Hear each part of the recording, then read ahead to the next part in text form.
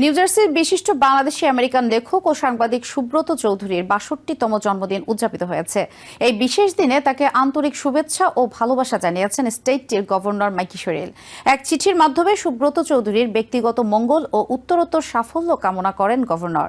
এছাড়া আটলান্টিক কাউন্টির বিভিন্ন কমিউনিটির নেতৃবৃন্দ, দেশ বিদেশের লেখক, সাহিত্যিক এবং বিভিন্ন পেশার মানুষ তাকে জন্মদিনের শুভেচ্ছায় সিক্ত করেছেন। ১৯৬৪ সালের ১০ ফেব্রুয়ারি চট্টগ্রামের পটিয়া উপজেলার কচুয়াই গ্রামে জন্মগ্রহণ করেন সুব্রত চৌধুরী। তিনি প্রয়াত দীপেশ চৌধুরী ও রাধা চৌধুরীর জ্যেষ্ঠ সন্তান।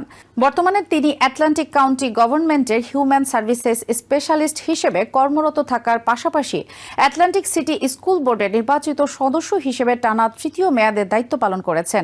এছাড়াও তিনি আটলান্টিক সিটি ফ্রি পাবলিক লাইব্রেরির ট্রাস্টি বোর্ডের সদস্য এবং আটলান্টিক কাউন্টি ডেমোক্রেটিক পার্টির একজন নির্বাচিত কমিটি পারসন। আমেরিকায় আসার পর থেকেই তিনি নিরলসভাবে কমিউনিটি সাংবাদিকতায় যুক্ত থেকে গুরুত্বপূর্ণ ভূমিকা পালন করছেন, যা তাকে সব মহলে প্রশংসিত ও সমাদৃত করছে।